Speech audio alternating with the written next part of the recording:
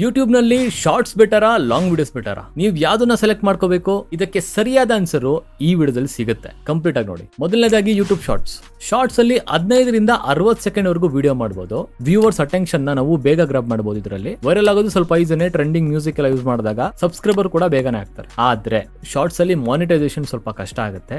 ಜೊತೆಗೆ ಶಾರ್ಟ್ಸ್ ಅಲ್ಲಿ ಆಡ್ಸ್ ಬರಲ್ಲ. ಸೊ ಎರಡನೇದಾಗಿ ಲಾಂಗ್ ವಿಡಿಯೋಸ್. ಇಲ್ಲಿ ಮಿನಿಮಮ್ ನೀವು 3ರಿಂದ 10 ನಿಮಿಷ 20 ನಿಮಿಷ ಎಷ್ಟು ಬೇಕಾದ್ರೂ ನೀವು ಲಾಂಗ್ ವಿಡಿಯೋ ಮಾಡಬಹುದು. ಲಾಂಗ್ ವಿಡಿಯೋಸ್ ಅಲ್ಲಿ ಟ್ರಸ್ಟ್ ಬಿಲ್ಡ್ ಮಾಡಬಹುದು.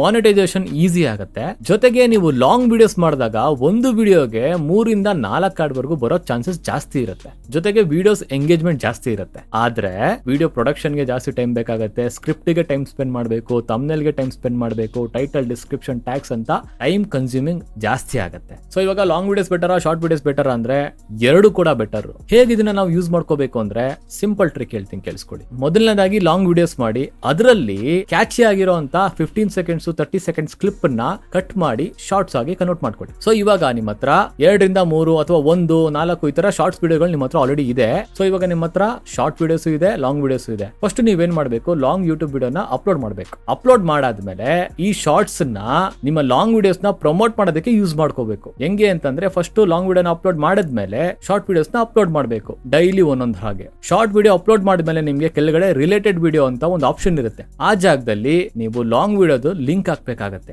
ಸೊ ಅವಾಗ ಇಂಟ್ರೆಸ್ಟ್ ಇರೋರು ಶಾರ್ಟ್ಸ್ ನ ನೋಡ್ಬಿಟ್ಟು ಲಾಂಗರ್ ವಿಡಿಯೋನ ನೋಡಕ್ಕೆ ಇಂಟ್ರೆಸ್ಟ್ ಇದ್ರೆ ಕಂಪ್ಲೀಟ್ ಆಗಿ ನಿಮ್ಮ ಚಾನಲ್ ನ ಲಾಂಗ್ ವಿಡಿಯೋ ಕೂಡ ನೋಡ್ತಾರೆ. ಇಲ್ಲಿ ನಿಮ್ಗೆ ಏನ್ ಅಡ್ವಾಂಟೇಜ್ ಆಯ್ತು, ಒಂದೇ ವಿಡಿಯೋದಲ್ಲಿ ಶಾರ್ಟ್ಸ್ ಸಿಕ್ತು, ಲಾಂಗ್ ವಿಡಿಯೋನು ಸಿಕ್ತು. ಶಾರ್ಟ್ಸ್ ಇಂದ ಲಾಂಗ್ ವಿಡಿಯೋಸ್ ನೋಡೋದಕ್ಕೆ ಒಂದ್ ಸ್ವಲ್ಪ ವ್ಯೂವರ್ಸ್ ಕೂಡ ಟರ್ನ್ ಆಗ್ತಾರೆ, ಸಬ್ಸ್ಕ್ರೈಬರ್ ಸಿಗ್ತಾರೆ, ಎಂಗೇಜ್ಮೆಂಟ್ ಚೆನ್ನಾಗುತ್ತೆ, ರಿಟೆನ್ಷನ್ ಕೂಡ ಚೆನ್ನಾಗಿ ಬರುತ್ತೆ. ಸೊ ಇದು ಮೊದಲನೇ ಟ್ರಿಕ್. ಸೆಕೆಂಡ್ ಟ್ರಿಕ್ ಏನಂತಂದ್ರೆ ಯಾರೆಲ್ಲ ಡೈಲಿ ಲೈಫ್ ಆಕ್ಟ್ಸ್ ಮಾಡ್ತೀರಾ, ಟಿಪ್ಸ್ ಅಂಡ್ ಟ್ರಿಕ್ಸ್ ಕೊಡ್ತೀರಾ, ಇದನ್ನ ನೀವು ಬೇಕಾದ್ರೆ ಶಾರ್ಟ್ ಫಾರ್ಮ್ ವಿಡಿಯೋ ಮಾಡಿದ್ರೆ ನಿಮ್ಗೆ ಅಡ್ವಾಂಟೇಜ್ ಆಗುತ್ತೆ ಲಾಂಗ್ ಫಾರ್ಮ್ ವಿಡಿಯೋಸ್ಗಿನ್ನ. ಲಾಂಗ್ ಟೈಮ್ ವಿಡಿಯೋಸ್ ಯಾವಾಗ ಯೂಸ್ ಆಗುತ್ತೆ ಅಂದ್ರೆ ಎಕ್ಸ್ಪ್ಲೇನ್ ಮಾಡುವಂತ ವಿಡಿಯೋಸ್ ಗಳಾಗಿರ್ಬೇಕು, ಟ್ಯುಟೋರಿಯಲ್ ಗಳಾಗಿರ್ಬೇಕು, ಒಂದಷ್ಟು ಕಾನ್ಸೆಪ್ಟ್ ನ ಎಕ್ಸ್ಪ್ಲೇನ್ ಮಾಡೋ ತರ ಇರಬೇಕು. ಅವಾಗ ನಿಮ್ಗೆ ಲಾಯಲ್ ಕಮ್ಯುನಿಟಿ ಬಿಲ್ಡ್ ಆಗುತ್ತೆ. ಫೈನಲ್ ಆಗಿ ಅರ್ನಿಂಗ್ ಯಾವ್ದು ಜಾಸ್ತಿ ಮಾಡಬಹುದು ಅಂತಂದ್ರೆ ಎರಡರಲ್ಲೂ ಮಾಡಬಹುದು. ನೀವು ಅನ್ಕೊಂಡಿರೋ ತರ ಶಾರ್ಟ್ಸ್ ಅಲ್ಲಿ ಕಮ್ಮಿ ಆಗ್ಬಿಡುತ್ತೆ, ಲಾಂಗ್ ವಿಡಿಯೋಸ್ ಅಲ್ಲಿ ಜಾಸ್ತಿ ಬರುತ್ತೆ ಅಂದ್ರೆ ಎಸ್ ಹೌದು, ನೀವು ಅನ್ಕೊಂಡಿರೋದು ಅರ್ಧ ಸತ್ಯ. ಯಾಕೆ ಅಂತಂದ್ರೆ ಶಾರ್ಟ್ ವಿಡಿಯೋಸ್ ಗಳಲ್ಲಿ ವ್ಯೂಸ್ ಜಾಸ್ತಿ ಸಿಗುತ್ತೆ. ಯೂಟ್ಯೂಬ್ ಅವರೇ ಸಪೋರ್ಟ್ ಮಾಡ್ತಾರೆ. ಶಾರ್ಟ್ ವಿಡಿಯೋಸ್ ಗಳಾಕರೆ ಸ್ವಲ್ಪ ಪ್ರಮೋಟ್ ಆಗುತ್ತೆ ಬೇಗನೆ ನಿಮ್ದು. ಜೊತೆಗೆ ಲಾಂಗ್ ವಿಡಿಯೋಸ್ ಅಲ್ಲಿ ಅಂದ್ರೆ ನೀವು ಸ್ವಲ್ಪ ಟೈಮ್ ತಗೊಂಡು ಒಳ್ಳೊಳ್ಳೆ ಥಂಬ್ನೇಲ್ ಹಾಕ್ಬೇಕಾಗುತ್ತೆ, ಒಳ್ಳೆ ಟೈಟಲ್ ಬರಿಬೇಕಾಗುತ್ತೆ, ಜೊತೆಗೆ ಒಳ್ಳೆ ಡಿಸ್ಕ್ರಿಪ್ಷನ್ ಹಾಕ್ಬೇಕಾಗುತ್ತೆ, ಒಳ್ಳೆ ವಿಡಿಯೋ ಕೂಡ ಮಾಡಬೇಕಾಗುತ್ತೆ.